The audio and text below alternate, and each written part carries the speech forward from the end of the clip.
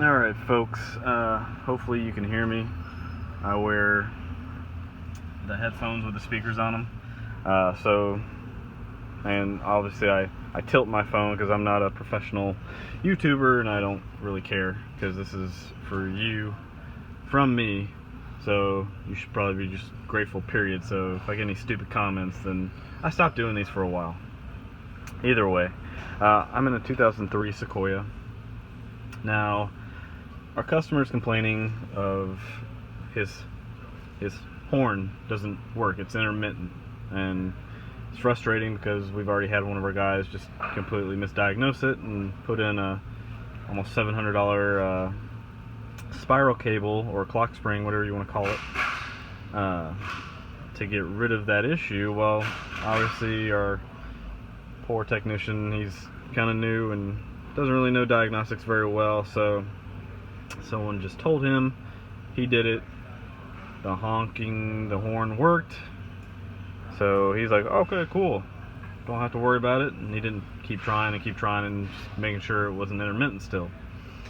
So the customer comes back and I have to go through a lengthy process to actually just verify that he's canceled out the right things to fix the one thing that is actually wrong.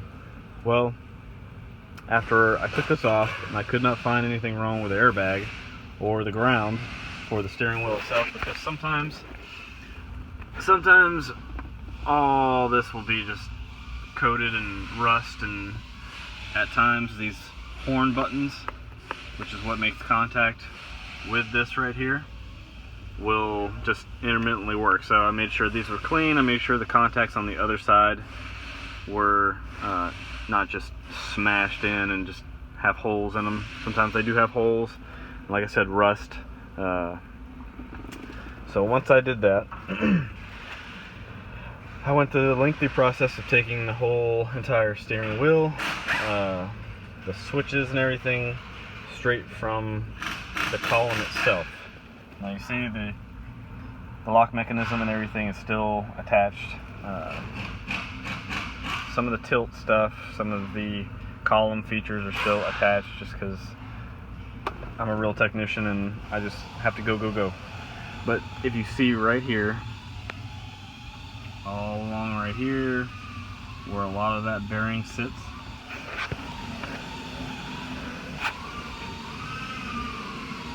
I'll kind of show you.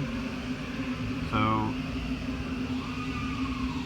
speaking of grounds, the grounds actually do come through the column themselves, and when it's disgusting and gross like that, the ground cannot properly, well, ground. You know, it acts as like a huge resistance, and you can see how clean that guy is. Now, a few of you guys have cleaned them up and kind of repacked them as best you can, and I understand that because it is a pain in the ass to take this thing apart. Literally, I had never done it. A lot of technicians in here that are like 30 plus years have never done it. I want to tell you a couple things that are incredibly helpful, hopefully.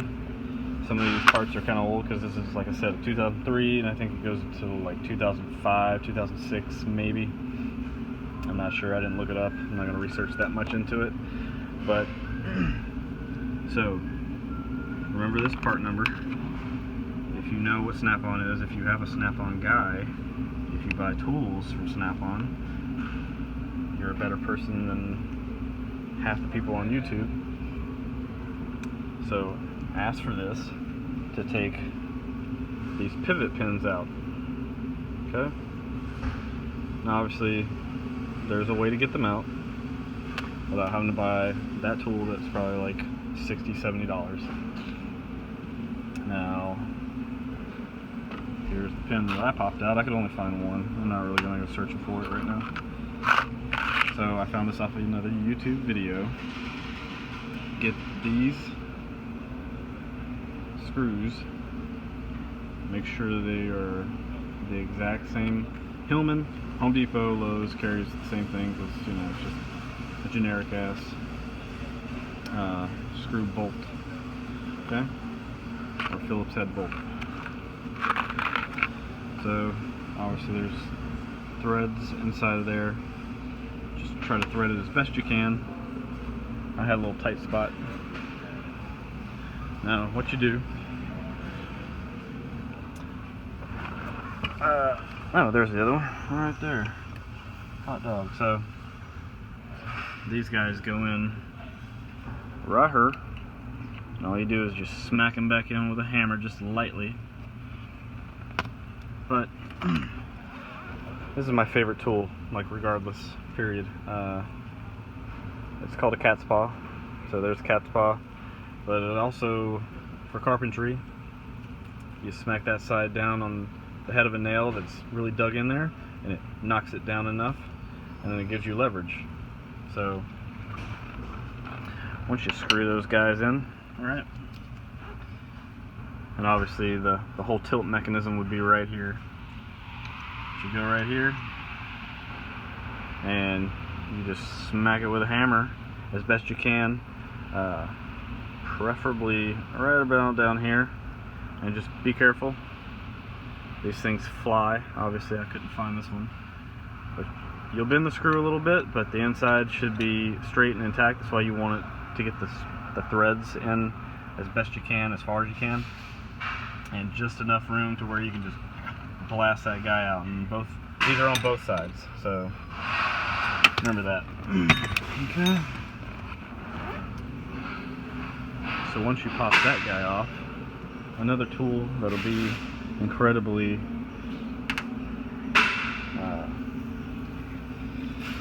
important. So I don't know who sells this. This is just sitting in our tool room, and it's never been used ever. That is Toyota part number, and usually a lot of our Toyota part numbers or tools come from OTC, so I'm pretty sure you can just go from OTC. So obviously different part numbers, the kit itself part number, but this thing makes it so freaking ridiculously easy. I thought I was going to have to get a super long like seal removal tool to just stick over the column part, because I want you to take the whole column out and then put it in a vise so things don't go flying. And that spring right there is what you're fighting.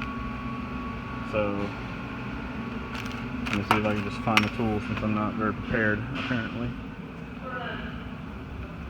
But really all that oh, there it is right there. So really all that tool does is inside there. See how there's another part? So this threads onto the threads itself, like so. See how I can't pull that off? Oop, there we go. So you could literally probably make that. I'm assuming that's probably a good 4 to maybe 5 inches or so. But what it does is it goes over the spring retainer right there. So once it compresses that spring down enough, the number 2 steering column ring right there, you try to get that and see how it's slotted so it can actually spread open a little bit. Once you spread that guy open, you bring it back on the column just the tiniest bit where it sits, because it sits right in that groove right there, and then you just let the compression spring go, and then boom, that sucker is off. You don't have to mess with it or smash it or try to muscle, you know, monkey hump the crap out of it. So once you get that guy off, okay, there is going to be, so that's on first, the retainer ring, okay, and there's another retainer ring, okay, see how it is kind of chamfered, okay, and then the original spring, which is going to go over it, okay, and it sits in here. Now, this guy right here sits inside. Okay, see how it is? Sits on the bearing balls. Okay.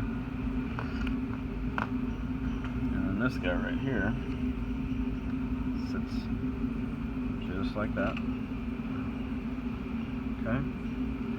So when it's all together, it looks kind of like that. So the spring kind of has a nice little seat. Boop, boop, boop. Okay. So spring service kit. It'll come with this guy, this guy, this guy. 2 of these. I don't know what these are used for. Probably to knock these in. Plastic squares. Literally, I have no clue what they are. Then you'll have a spring, upper spring, and then you'll have the inner race that actually fits inside, which surprisingly that came with an inner race, so I guess I really didn't need that. Funny that, huh? And then a ring retainer, and obviously if you don't get everything, oh yeah, see, I was cheated out of this actual retainer right here, so obviously you can reuse these parts. So now if you do have access to like a database where you can take all this stuff apart like a normal human being, the tilt function of the steering wheel, that's where I wasn't looking, so I couldn't find it. But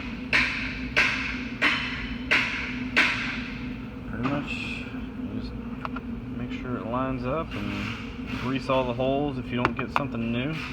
Again, I understand if you just reuse and replace, but just make sure all your stuff is functioning. Make sure it's greased up real good. And see how like some of these balls want to kind of fall out. That is the main reason why the horn does not work, because it doesn't have a ground path to the chassis through the column. And I know it's stupid. I think other manufacturers have that issue too, like Chevy, I want to say, but again, this is really the only one I've ever run into. But this will be the tilt mechanism spring that kind of supports it under here. Okay, and again, just reuse, but since we're a dealership and we really have to do things the right way, and you guys pay us such big bucks to, you know, talk crap about us, we have everything new. So hopefully this helps you guys out immensely. Again, I understand if you can't get these tools, and hey, it happens. But since I had to waste time, since somebody did not diagnose this properly, I want you guys to take your time and make sure that you're not just throwing parts at it. I understand you probably will, but hey, whatever. Again, make sure you pay attention to springs and bolts and screws and this and that, okay? If you go to AutoZone or O'Reilly's or whatever your destination of choice for parts and whatnot, they should have some kind of database where they can look some of this stuff up and print it off for you. Please tell them to do that. Other than that, I'm pretty sure I am done for now, and hopefully you guys find this helpful. If you find it helpful, please give me a ring back. If you don't like me and you think my stuff is too shaky and I didn't do it for you like 100%, then just fuck off. Alright, thanks guys.